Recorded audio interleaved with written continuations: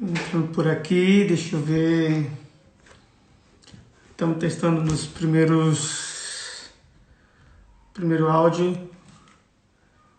Vamos ver se tem alguém aqui. Deixa eu ver a Ângela.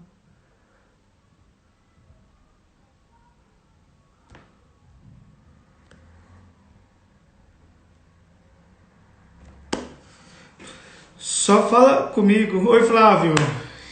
Me fala se vocês estão ouvindo no microfone. Como é que tá o som. Porque eu estou usando esse fone aqui. Eu não sei se tá ouvindo enquanto a Ângela chega. Vamos ver se vai. Opa! Te ouço.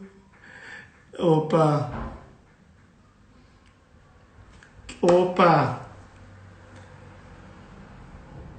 Que bom que vocês estão ouvindo por aí. Estou esperando a Ângela entrar. Vamos ver se a Ângela entra para a gente começar a bater esse papo aí.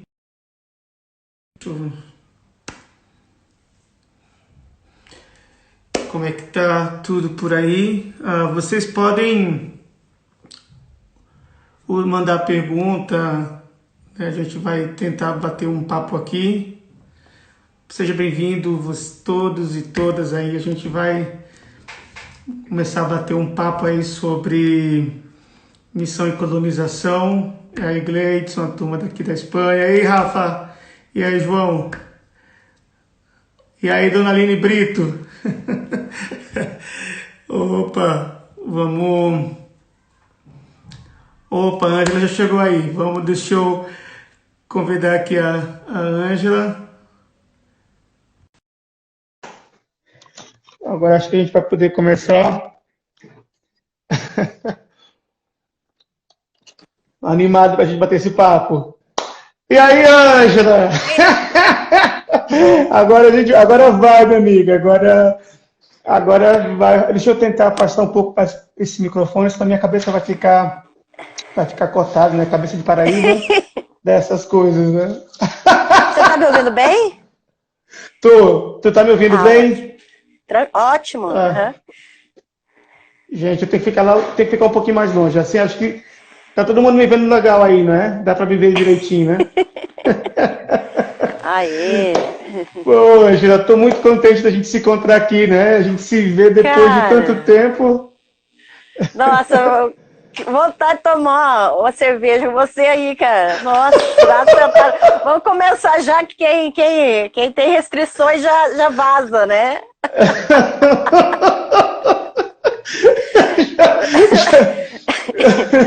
Quem não, você não pode. Então não é pra vocês, né? Mas olha, a gente se encontrou uma vez só, né? Foi em Brasília, você estava morando em Brasília, a gente foi num evento lá em Brasília. Foi da Assembleia a gente bateu. Assembleia de Deus, né? Isso, a Assembleia de Deus lá em Brasília. É verdade. Verdade. Quem podia imaginar? Quem poderia imaginar, né, mulher, que você depois... que a gente ia estar falando sobre essas coisas todas agora, né? Meu Deus Coisa do de céu. louco, cara. Nossa, como é que você tá? Muito. Tô bem, tentando não ficar maluco durante essa pandemia doida, né? Hoje é o dia número 58 que eu não saio de casa. Nossa. Cara, 58 sem ir no supermercado, né? Sem ir no supermercado, mas tá de boa. Olha, a experiência, o campo missionário me ajudou muito a aguentar a quarentena. A gente fica numa situação, né? Não, eu já passei coisa pior, cara. Tamo no lucro, né? Tamo no lucro. Agora a maior parte das pessoas estão vivendo o que a gente tá acostumado. É verdade. Uma vida de privação, né? Uma vida muito... É verdade. Eu estava conversando ontem com uma pessoa, né? E dizendo, vocês vão voltar a assistir alguma reunião, algum culto aí, né, na cidade? Eu falei, não, não vou, não tenho nem, não tenho nem, nenhuma pretensão de fazê-lo no momento. Quem quiser ir, vá, mas eu não vou ser leviano Aham. nesse momento com a vida de ninguém, nem com a minha. Respeito a decisão, acho que a gente vive um momento democrático, né? Como, Claro. como bom batista, eu sou democrático. Ah, tá certo, cara. Um bom batista, eu sou democrático. Ó, teve povo que já gostou que a gente falou da Assembleia, ó. É... Sabe de nada, inocente. Sabe de nada. Mas pior que sabe, o Flávio sabe. Pior que sabe. Nossa, Então, cara. nosso papo de hoje a gente vai tentar falar, abrir a caixa de Pandora de algumas coisas, né? De É, compartilhar algumas experiências, mas também pensar alguns conceitos. Eu acho que na nossa geração é uma geração que foi muito acostumada a fazer sem pensar. uhum. E esse fazer sem pensar, sem refletir, sem avaliar, simplesmente para poder ter uma agenda ou para manter um sistema funcionando, causou muito dano e ferrou com a vida de muita gente, né? Sim, Nós somos sobreviventes desse sistema aí, né? Desse sistema empresarial que abarcou a obra missionária, vamos dizer assim, né? Não gosto de usar muito essa expressão, sim. acho que ela é muito demodê. Revela a idade, né? Revela a idade, né? É igual aquela música que a gente cantava, Eu Quisera, e o Campo Missionário, você lembra? Meu Deus do céu, essa você desenterrou, cara, que fazia tempo que eu não ouvia falar dessa. É verdade. Nossa. Ainda usava o pretérito imperfeito, né? Exato! Usava todos os imperfeitos. É verdade, mas você imagina, então a gente é desse tempo da turma que só replicou modelos sem Uhum. pensar, sem ter uma crítica, sem ter um feedback justo, honesto, É. e mesmo acadêmico, né, de quem estava de quem estava com a mão suja na massa, né? Não a mão suja de Aham. sujeira, mas a mão suja na Sim. massa fazendo coisas. E nós dois, a gente vem dessa tradição, dessa experiência de ter sido gente que caminhou muito tempo com a mão na massa e agora a gente está tentando reflexionar o que foi que a gente viveu esses últimos Isso. anos. Exatamente. A gente Ah, tem essa coisa de como se a gente não tivesse interpretado a experiência. Né? A gente não uhum, teve tempo, a gente não tinha condições nem físicas, nem emocionais, e nenhuma condição assim de alguém sentar com a gente e vamos refletir. O que você está fazendo? Né? Da onde vem isso? Então a gente uhum, não teve um momento propício para interpretar o que a gente estava vivendo. uhum, E eu não sei, eu creio que essa é a sua percepção também, de que os missionários em si, eles são produto de fábrica, né? Tudo uhum, sai de uma linha de produção uhum, e de forma a desumanizá-los. Então, uhum, o missionário ele acaba não tendo nem a capacidade de refletir e interpretar a sua própria experiência. uhum. Né? Ele só vai e faz, não é? Existe aquele. Exato. Bom, eu tenho 2 décadas nesse métier, né? Uhum. Não é muito tempo, mas para mim, que ainda não cheguei aos 40, é muito tempo. Você não chegou aos 40 ainda? Não, eu não cheguei aos 40, não. Vixe, eu sou a idosa da sala, então. Eu não cheguei aos 40 ainda, mas já tenho 20 anos de caminhada. Uhum. E a gente foi absorvido por um discurso de urgência. aquele discurso que a gente depois descobre que foi do Talmud, né? Se não, se não eu quem, se não agora quando? Isso ferrou com a mente de muita gente. Por não ter essa estrutura de apoio correto, por não ter esse preparo também ideal e essa capacidade de refletir antes, durante e depois dos processos, encerrar processos e refletir de maneira academicamente. No domingo, eu estava assistindo uma aula aí, né, no YouTube sobre a missão colonial, porque eu estava estudando para a gente poder falar, para não falar aqui bobeira, né? Eu não estudei nada. Pois eu estudei. Vou vergonha, então. Não, porque eu sei que eu estou falando aí com uma sumidade. Vai cagar. Que sumidade o quê? Vai. E aí eu falei, pô, deixa eu tentar estudar um pouquinho sobre isso. E estava um curso da Universidade de Oxford, os caras estavam falando sobre uma tese de PhD, era sobre como as crianças, os filhos dos missionários, tiveram um papel fundamental no grande século missionário. Ou seja, na missão imperial, o nome da tese era Child's Play, brincadeira de criança. Como os filhos dos missionários influenciaram a missão colonial. Então, é muito, muito massa. Depois eu te mando o link se tu quiser. Por quê? Por favor. Os caras daqui na Europa, nos Estados Unidos, os caras conseguem separar a missão prática e a missão reflexiva, a missão teórica, e conseguem aprender com esses erros. A gente, no Brasil, a gente criou um bezerro de ouro. A obra missionária é um bezerro de ouro. Ninguém fala disso. Por causa da cultura do cancelamento, né? Que a gente vive... Tipo assim, o risco que nós dois corremos hoje, né? É brabo. A gente tá mexendo no ninho de cobra. É bom mexer nesse ninho de cobra. Alguém tem que alguém tem que tocar essa ferida e dizer: existe vida fora da caixa, existe.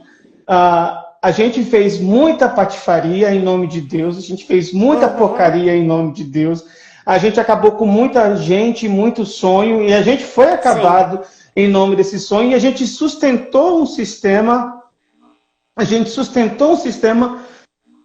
Em nome de Deus que não vale a pena e que não tem nada de Deus nisso. É um sistema do anticristo, né? Completamente contrário ao espírito de Cristo. Com certeza. Então, eu acho que a gente precisa... E no Brasil falta, né? Acho que nós dois estamos tendo a coragem de talvez dar esse primeiro pontapé aqui, né, nessas lives. Eu estou vendo aí nossos amigos, né, ontem assistindo o Gito lá com a turma do Inadequados, lá com o Johnny e outros, abrindo essa caixa, né, essa caixa preta, essa caixa preta, igual a caixa preta de avião de acidente, né, para rememorar essas fitas que ficam na nossa história. E eu acho que a gente precisa disso de uma maneira acadêmica, mas também de uma maneira que fale para quem teve esse sonho, para quem tem esse desejo, para quem está fazendo isso hoje, né? Para quem de alguma forma ainda está vivendo essa vida missionária. Mas a gente precisa entender de onde foi que começou esse negócio de missão, como é que isso se espalhou, como isso chegou no Brasil e como isso chegou até a gente, né? Exato. Fala um pouquinho de você, Ângela, para o pessoal que não te conhece. Conta um pouquinho da sua história. Eu quero agradecer ao pessoal, né, os amigos que veio prestigiar a gente, né? Eu vi a Tainá, o Renan. Espero que, né, continue olhando na minha cara depois dessa. Mas assim... Meu Deus. Amo vocês. Então, eu entrei numa época na vida missionária em que anos 80, anos 90, né? Já vou falar, eu tenho 41 anos, tá? Ninguém ficar fazendo conta. Mas assim, pense que tipo, em 93, Gregório McNutt veio para o Brasil, né, das conferências missionárias das igrejas no Brasil, e veio aqui para Curitiba, numa conferência E eu lembro que naquela época eu tinha 14 anos, cara. E eu eu sou de uma família pequena, meus pais, minha irmã, eu e a minha irmã mais velha, e uma infância muito conturbada, com violência em casa, com vários problemas, né? E eu era luterana, até os 12 anos de idade eu fui luterana. Uau. Família do lado da minha mãe, de tradição luterana. Isso aqui era muito interessante porque né, na igreja luterana eu amava estudar a Bíblia, eu fazia tudo o que mandavam. Era a CDF, né? A CDF sou eu, né? Todo mundo sabe o que se trata. E daí quando a gente ganhava todas as gincanas, aquela coisa toda, mas quando eu fiz 12 anos, meus pais decidiram mudar para a igreja menonita. Que é outra linha teológica, né, completamente diferente. Outra vibe. É outra vibe, exatamente. Só que, assim, a minha tristeza hoje, né, que eu vivo desabafando por aí, é que a igreja menonita, principalmente aqui no Sul, ela tem pouco da prática anabatista, da reforma radical, que para mim é o que preenche meu coração, né? A prática, a vida da comunidade anabatista da reforma radical é com que eu me identifico muito. Mas o tempo que eu fiquei na igreja menonita, para mim, eu vivia nesses conflitos, né? De que, na verdade, não mudava muita coisa, não mudava a forma, mas a maneira de tratar a vida cristã, a maneira de tratar o diferente, o outro, de fora, era quase a mesma coisa, né? E quando a gente mudou para a igreja menonita, eu lembro que eu tinha 14 anos e eu fui para o acampamento de Jocum. Pense que as coisas começaram lá. Aqueles acampamentos de adolescente. Por quê? Porque é onde se capta os jovens missionários, né? Eu fui cooptada para dentro do trabalho missionário. Nesse ambiente. Aquela uma semana de adolescentes. Imaginei eu com 14, minha irmã com 18, uma semana ali vendo de tudo, manifestação e tanto identificada como demônio, como identificada com o Espírito Santo e de tudo quanto é coisa, e pessoas vindo trazendo fotos de trabalho missionário, dando testemunhos, exigindo relatório de devocional diário, aquelas coisas aradas todas, porque a Jocum basicamente me colocou na cabeça que eu devia cumprir tarefas diariamente para com Deus, e isso era chamada de devocional. E eu tinha que ter meu caderno e prestar contas para um líder do que Deus falava comigo. A sós com Deus, né? O tal a sós com Deus, né? Exato, você tem que meio que espremer Deus. Deus fala alguma coisa porque o líder vai cobrar, cara. Senão já era. E é claro, adolescente faz o quê? Inventa qualquer coisa. Deus falou isso, Deus falou aquilo lá, né? Nossa. Cara, você não vai... você vai tirar da onde? Vai confundir o seu próprio pensamento, sua ideia com a voz de Deus, independente de interpretar se aquilo é ético, se aquilo é justo. Deu uma... A emoção é que vai determinar o nosso discernimento, porque não se coloca Jesus como referência, né? De qualquer tipo de ideia que possa vir na nossa cabeça. Não, Deus está falando, então deixa falar. É aquela onda ali, né? Aquela onda vira uma espécie de entorpecência, né? Exato! E quem tá no Jocum, quem fez ETED, quem fez... Eu não fiz ETED, que é a escola de treinamento e discipulado deles, mas eu fui de King's Kids, que era um grupo de adolescentes que fazia as coreografias lá. Eu só tinha coordenação motora naquela época, depois eu não tive mais. Nunca mais recuperei. Nunca mais fez pantomima na vida, né? Nunca mais fez pantomima. Nunca mais. Hoje eu tropeço nos móveis de casa o tempo todo. Mas assim, nesse acampamento eu entendi que Deus estava me chamando para ir para a África. Não é interessante isso? Veja, eu tinha 14 anos, eu nem sabia o que era a África. Porque não tinha internet como tem agora. Internet eu só fui ver depois, começou a aparecer nas escolas. Mas assim, a gente não tinha essa informação que a gente tem hoje, né? Mas veio a missionária que veio lá da África, dar testemunho do trabalho dela, e eu entendi, eu comecei a chorar, emocionada com a história que ela mostrou, as fotos, e, e daí, é claro, no texto da devocional daquele dia era um texto do chamado de Paulo, para ser testemunha, né? E aí é claro que eles direcionaram a pregação para que a gente se sentisse chamado. Hoje é assim que eu consigo enxergar a coisa, né? E eu cheguei em casa, com 14 anos, dizendo, não, eu vou para a África, Deus quer que eu vá para a África. E daí, claro, meu pai disse que não ia deixar, meu pastor disse que eu tinha que estudar, e daí eu fui fazer magistério. E eu fiz magistério e com 18 anos a minha igreja me mandou para a Missão Além, lá em Brasília, fazer o curso de Linguística e Missiologia. O curso de Linguística. Com 18 anos. Uau. Foi em 98. Pense que eu era uma criança, né? Claro, eu era formada no magistério, mas assim, pense que eu cheguei lá no CLM, era aluna mais nova, claro. Fiz CLM junto com o Eduardinho, o famoso que anda... O famoso Eduardinho, que é a vergonha né? Meu Deus do céu. Né? Será que eu posso falar o nome inteiro? Pode falar. O Eduardinho Luz, né, da Missão Novas Tribos, o pai dele, fundador, né, presidente, sei lá. O Eduardinho fez o primeiro módulo junto comigo na minha turma em 98. Então, assim, era nossa, né, o filho do Eduardo Luz, era grande coisa. E assim, a gente tudo ficava, eu quero ser que nem esse povo, né, eu quero entender o que é missão. Fiz o CLM, fui na época era o ASS, agora é o ATS, né, que é o acampamento de sobrevivência da lei lá em área indígena. Aí você não, por mais que você tenha a disciplina de antropologia cultural, né, que é a grande sacada dos cursos de missiologia, de missões das agências missionárias, eles dão a entender que com esse treinamento você não vai ferir cultura nenhuma. Né? O que é uma falácia, não é? Exato!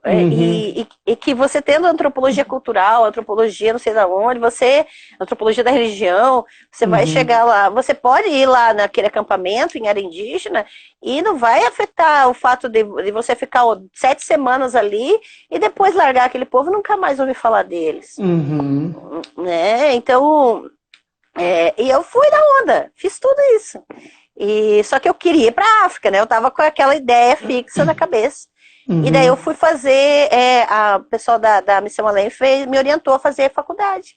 Daí eu voltei para Curitiba e comecei o curso de letras português e inglês, aqui na PUC. E daí veio o Heidi Baker, né? Heidi Baker... pesado. Cara, não... É assim, você pega... Jocum é a entrada para drogas mais pesadas, né? Jocum é só a porta de entrada. É ladeira abaixo, né? É ladeira abaixo. Aí a Heidi Baker veio para Curitiba. Eu estava procurando professores brasileiros para ir dar aula lá no Ministério Arco-Íris, lá de Moçambique. E meu pastor falou de mim para ela e organizaram para eu ir por um ano lá, para Maputo, na capital. E eu fui, só que quando eu fui, eu já tinha estava terminando, né, letras, faltava um ano ainda, eu tranquei antes de terminar, e eu estava com 24 anos quando eu cheguei em Moçambique.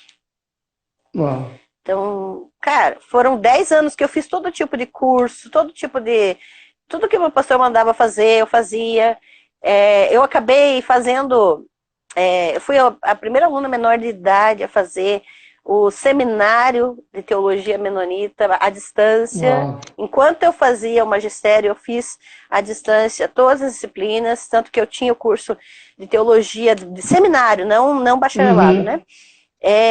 E daí eu fiz letras. Então, quando eu fui dar aula, imagine, eu tinha 24 anos, Uau. com essa cabeça, completamente fechada, sem nenhum entendimento de fato da vida. Sem nenhuma capacidade reflexiva, né? Sem nenhuma capacidade reflexiva. Exato, exatamente.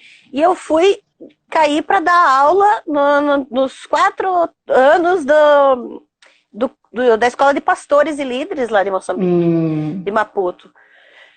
Então, claro, eu fiz muita asneira, tirando a retardadice normal, né? Eu não sabia que a nota máxima era lá, era 20, não era 10. E daí os alunos só tiravam até metade da nota, porque eu sempre dava, né? Pensa que, olha, as coisas mais idiota, né? Sai. Coitados, eles nunca davam bom. Mas assim, sempre era metade só. Coitado. Pensa, nossa, né? Tirando as frustrações, né? Exatamente. Coisa de gente retardada normal, mas assim, o fato de eu entender que aquilo que eu sabia, que eu fui doutrinada na igreja, eu tinha que simplesmente replicar.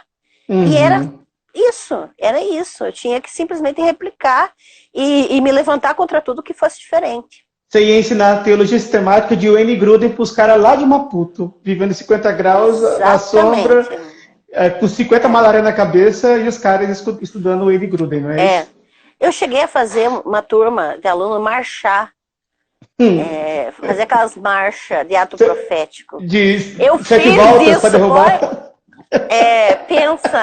Pensa que eu fiz isso debaixo do sol de Maputo. Meu Deus. E assim, gente, isso é vergonhoso. É vergonhoso. De se for pensar, eu acho que esse é o nosso arrependimento, né? Muito.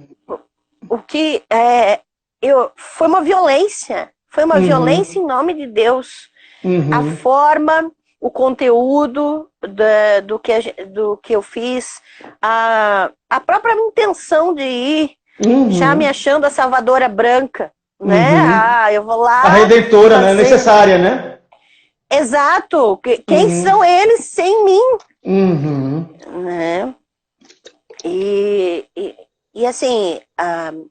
Heidi Baker, você vê que ela tem, ela quer fazer, ela quer distribuir, ela quer fazer as coisas, mas para mim sempre foi difícil entender a linha de separação entre a compaixão e essa indústria de reproduzir fenômenos, ou reproduzir seres, controle. Porque, assim, era tanto dinheiro que rolava, aí eu vi corrupção, aí eu vi mentira, aí eu vi teatro, eu vi, assim, máscaras, hipocrisia por tudo quanto é lado, eu vi manipulação, o abuso de poder, eu vi de tudo. E, assim, o emocional dos missionários ali que ficavam na base era o tempo todo jogados de um lado para o outro, em disputas de poder ali dentro. Então, e eu achei que vida missionária era isso, porque era a minha primeira experiência efetiva, né? E depois que eu voltei, a Junta Menonita de Missões Internacionais me convidou para voltar para Moçambique, mais para o noroeste do país, em Tete, a cidade mais quente do país, para abrir um centro de formação lá, porque tinha uma igreja menonita, mas eles não tinha Bíblia na língua deles, que era o Nyungwe, que era uma língua diferente de Maputo, e que eles queriam que alguém fosse para dar ensino, treinamento, né? Mas o que eu fui fazer lá? Eu fui replicar tudo que eu tinha recebido aqui. O modelo brasileiro, que já é cópia do modelo norte-americano e estadunidense.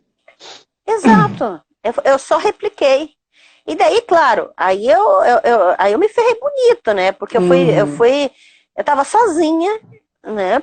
Então eu era professora, secretária, diretora, né? Eu fazia material, revisora, tudo. Tudo. Tudo. E assim, então o meu emocional estava desgastado. Eu dava todas as aulas, todas as matérias.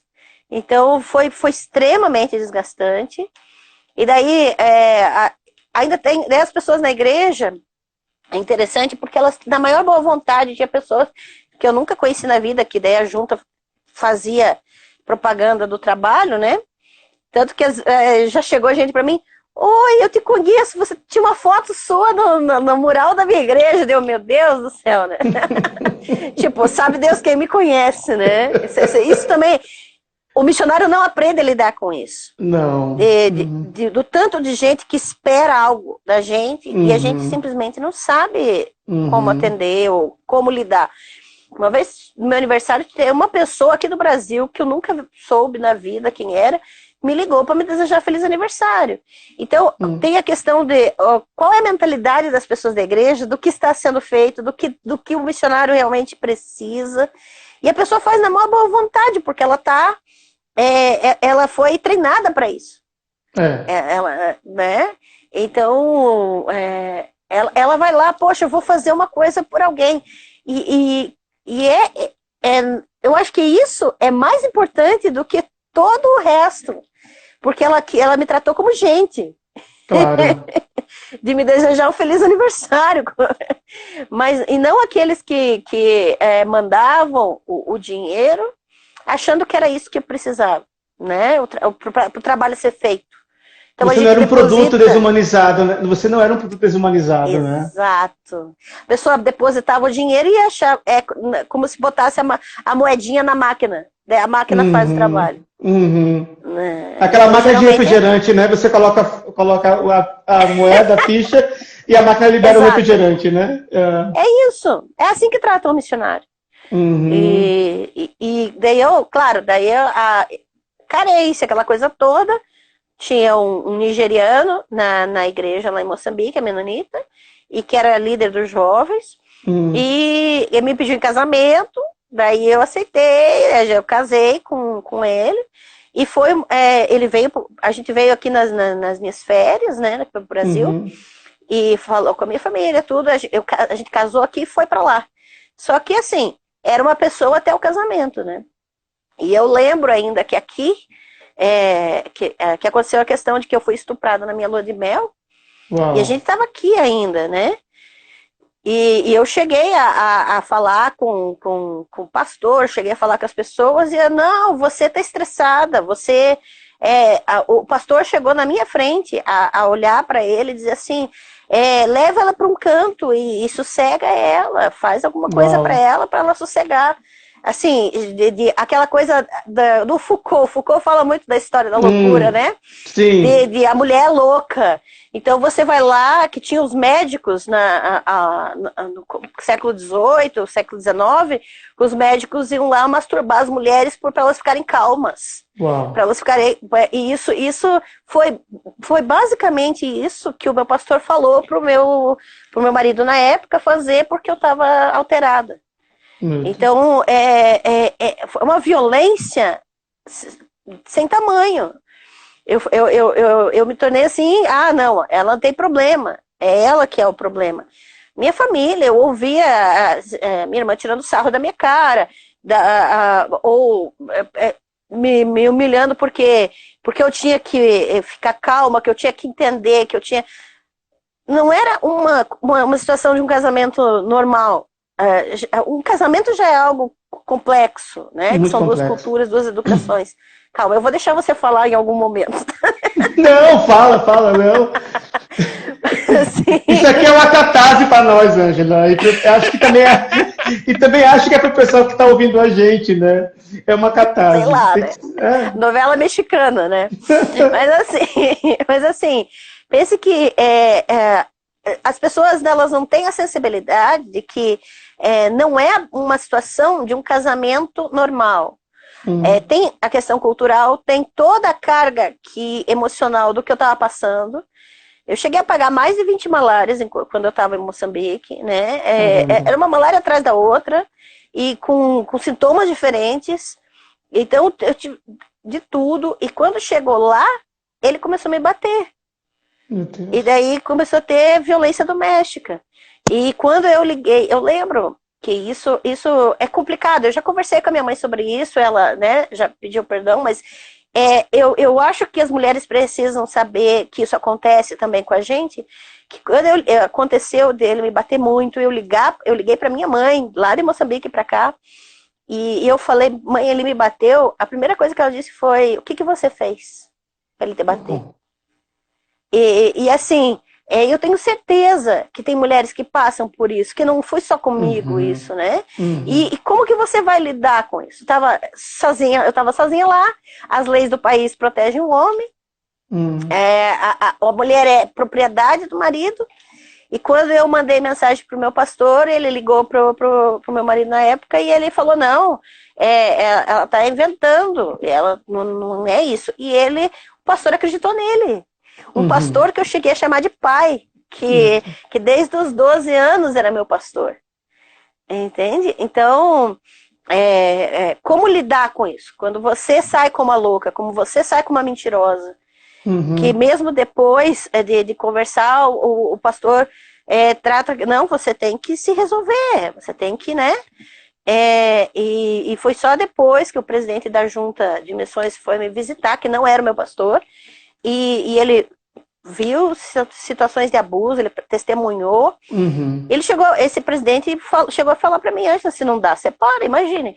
Uma pessoa íntegra, uma pessoa já de idade, experiente, extremamente respeitado. Eu acho que foi assim, eu nunca esperei que uma pessoa que eu respeitasse tanto fosse me entender, não fosse me condenar, e fosse dizer, não, você não vai estar em pecado se você se separar, porque isso não é uma vida, né? E daí, quando o que ele fez? Ele tirou o dinheiro do bolso dele, isso depois de 1 ano que eu estava casada já, sofrendo todo tipo de abuso, para me trazer para o Brasil, porque eu já estava muito doente e estava bem complicado, né? Quando eu voltei, daí eu sentei com o meu pastor e ele falou para mim, se você se divorciar, você vai estar em pecado aqui na igreja, daí você não vai poder fazer mais nada, e a gente não vai poder mais, você vai estar em condição de pecado. Caramba. Aí, tipo, a leprosa da igreja, né? E daí, só que a coisa foi tão pesada para mim, que eu confesso, na época, nessa reunião, eu não pensei se eu estaria certa ou errada. Eu só pensei assim, se ele pensa assim, então eu vou sair.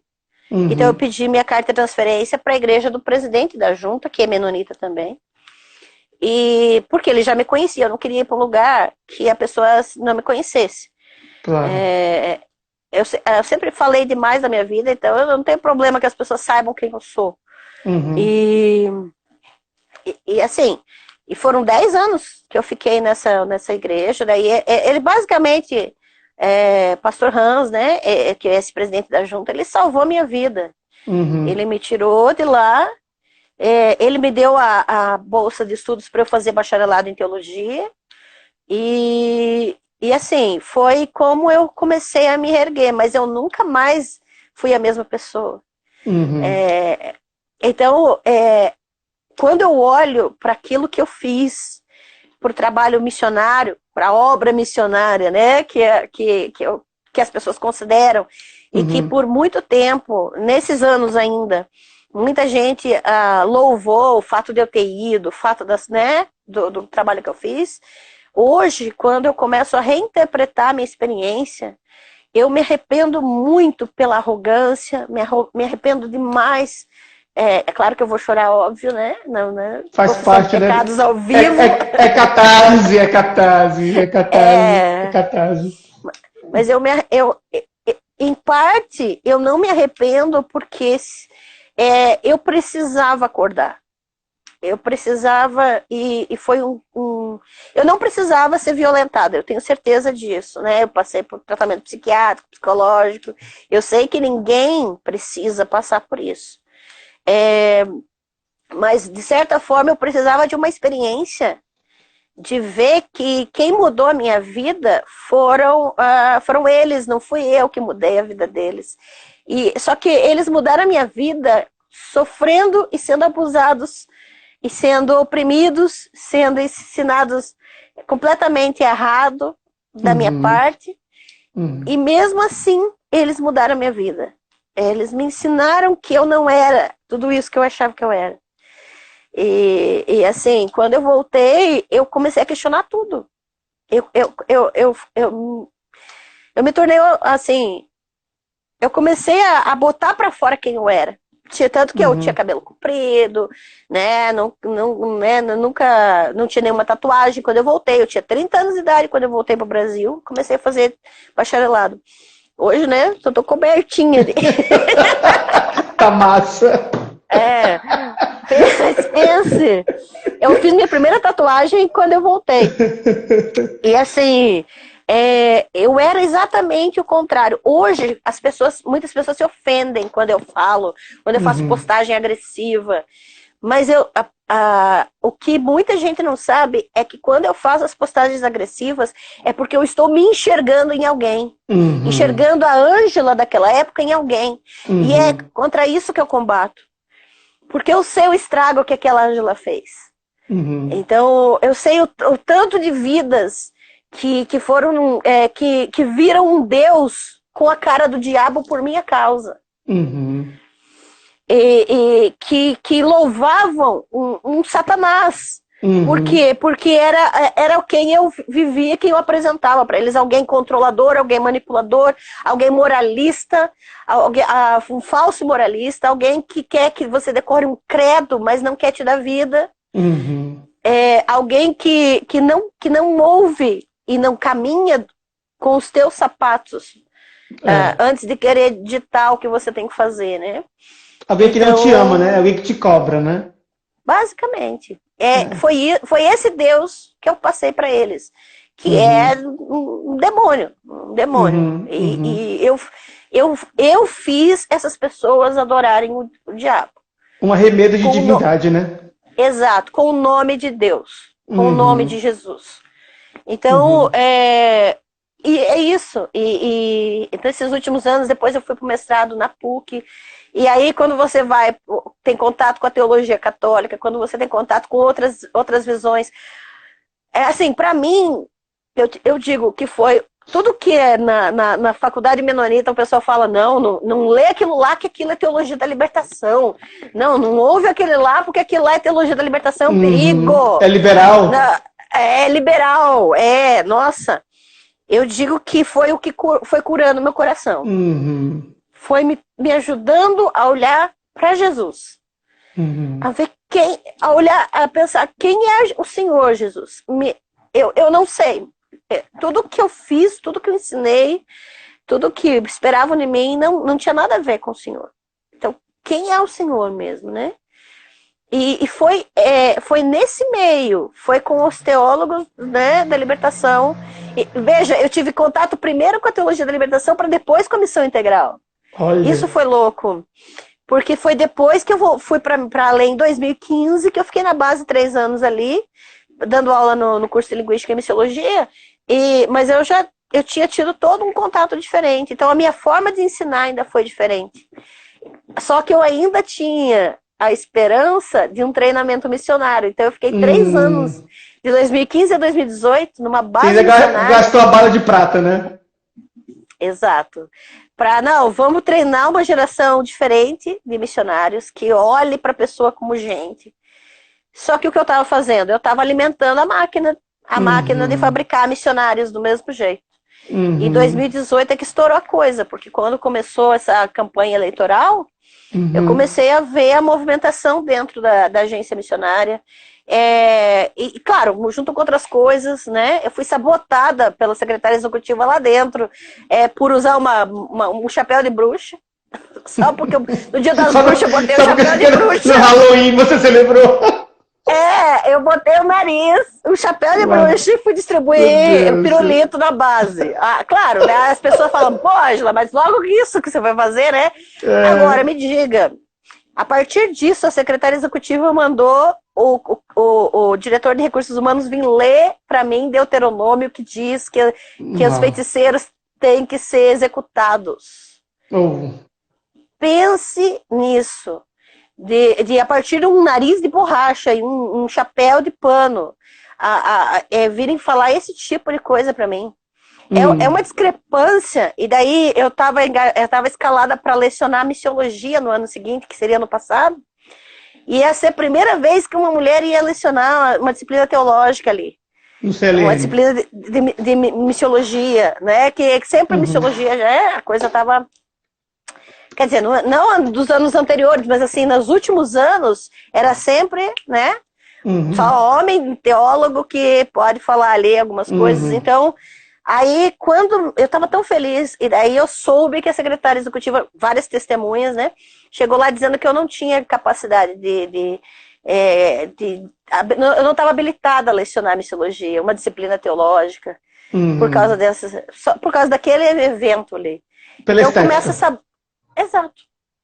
Porque, então quer dizer que você botar um nariz de borracha, então você, né? E claro, ainda que eu fosse bruxa, cara, porque eu amo essas coisas, né? Ainda que eu fosse bruxa,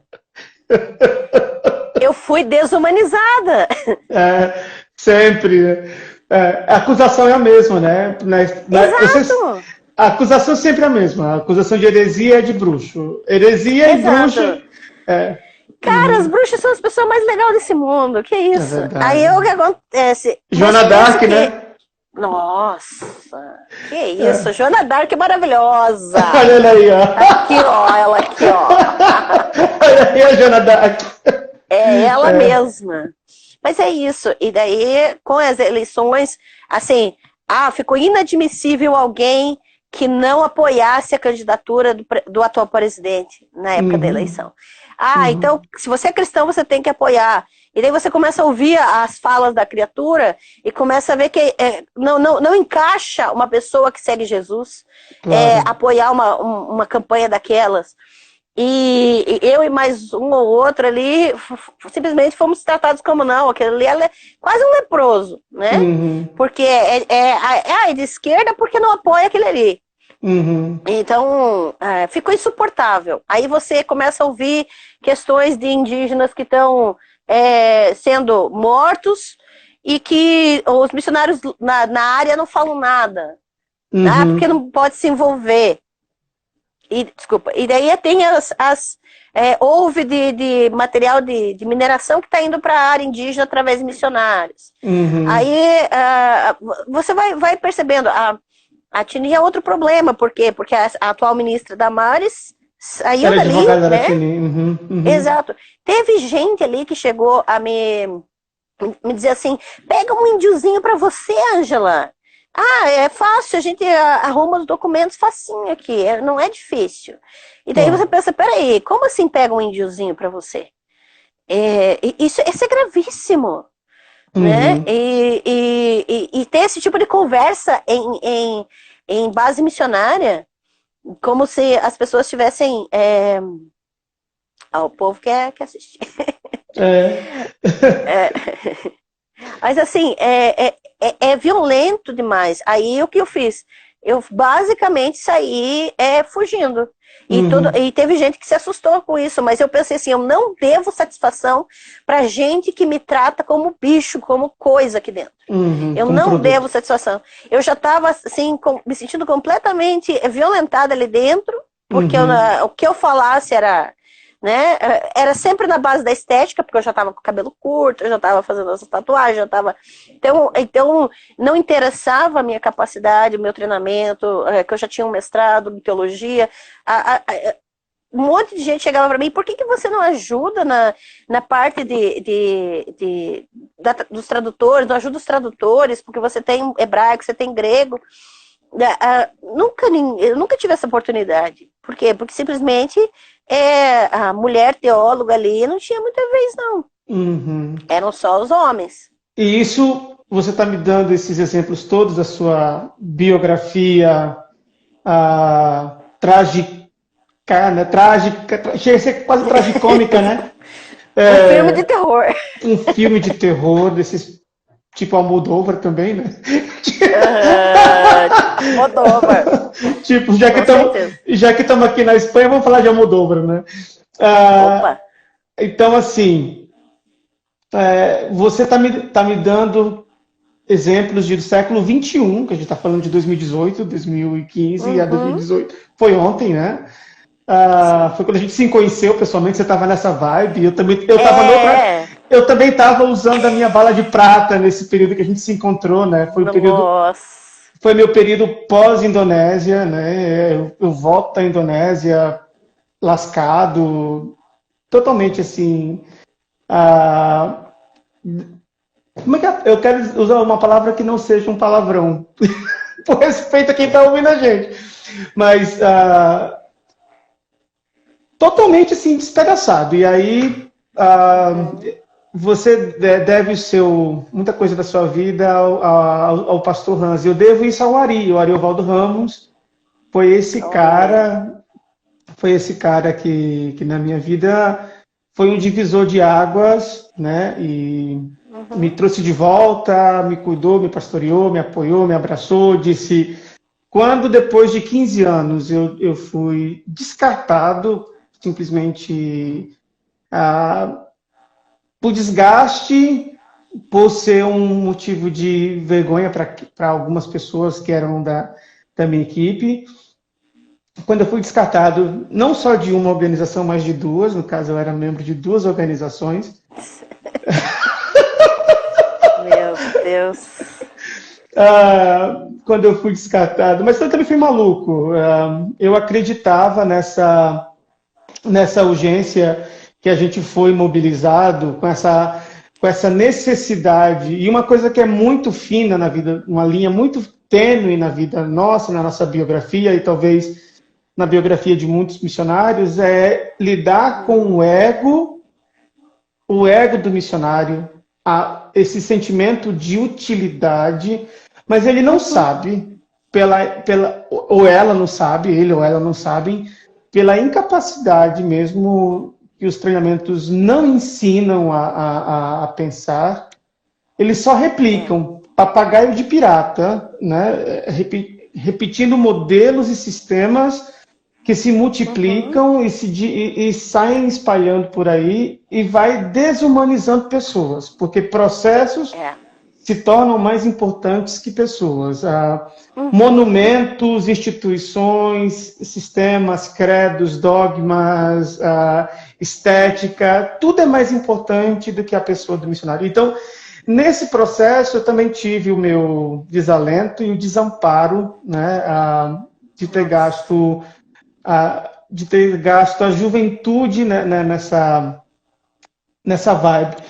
Mas também é um momento de aprender, de reavaliar, de dizer e abrir a caixa de Pandora para a gente dizer assim, onde foi que eu errei? E aí tentar entender de onde vem tudo isso. Então, a gente está, pelo menos, como missão protestante há 5 séculos. Não quero nem falar dos outros 15.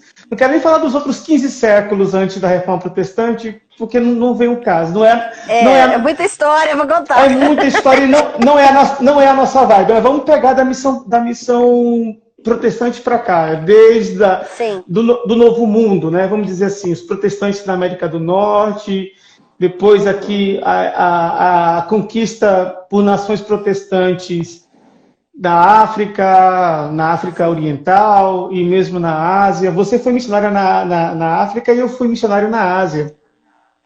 Nossa. Eu fui missionário por quase 10 anos. Os seus 10 anos de África foram 10 anos meus envolvidos com a missão na Ásia. Na Indonésia, no primeiro campo, no primeiro momento de Ásia. E depois, nos últimos anos, antes de mudar para cá, para a Espanha, foi na China. Mas a China já é um outro momento, uma outra... A China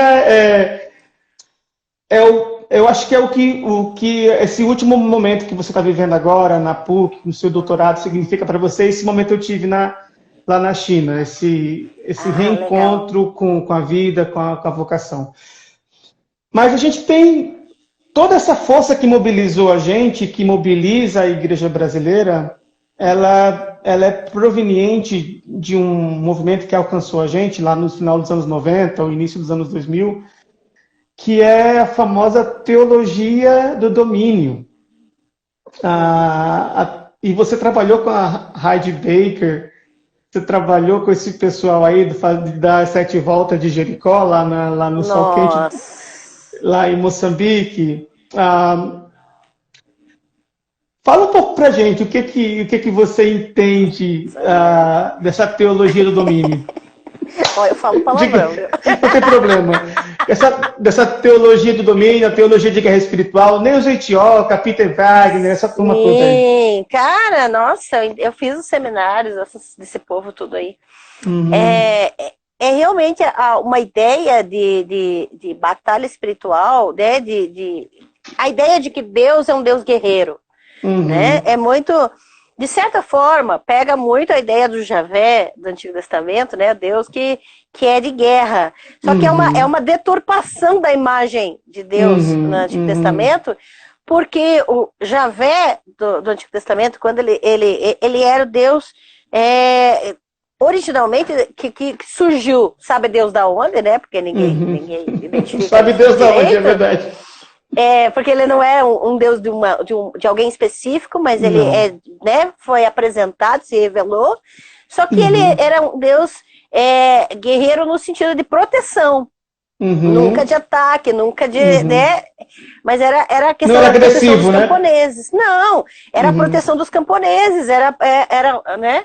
E essa era a imagem da batalha de Javé, né? No sentido de proteger os camponeses e aquilo que eles tinham. Só que as pessoas leem o Antigo Testamento, a interpretação, esse povo todo aí que você citou, e entende que é um Deus guerreiro, conquistador, que tem que destruir tudo que não é cultura e cosmovisão cristã. Esse é o novo nome, né? Esse é o novo nome da teologia do domínio, né? Exato, eu já usei ele para a pessoa fazer o gancho, né? Porque saber que se trata da mesma coisa. Da mesma coisa. Que de repente você tem uma característica do que é ser cristão para esse grupo. E é tudo aquilo que desvia dessa característica tem que ser destruído ou tem que ser transformado né? Tem que se encaixar como. E aí você não trata as pessoas como seres humanos, pensantes, livres. Você trata as pessoas como campo missionário, como objeto de colonização, como objeto de conquista. Como alvo.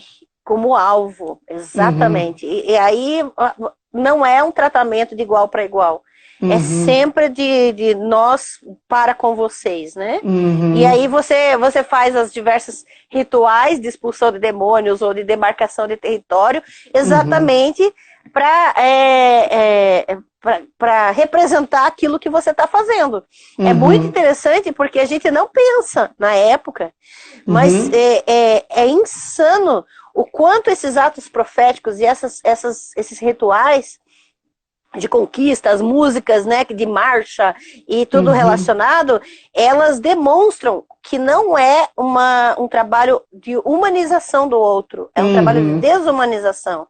É ver o outro como um território, como de demonização do outro, né?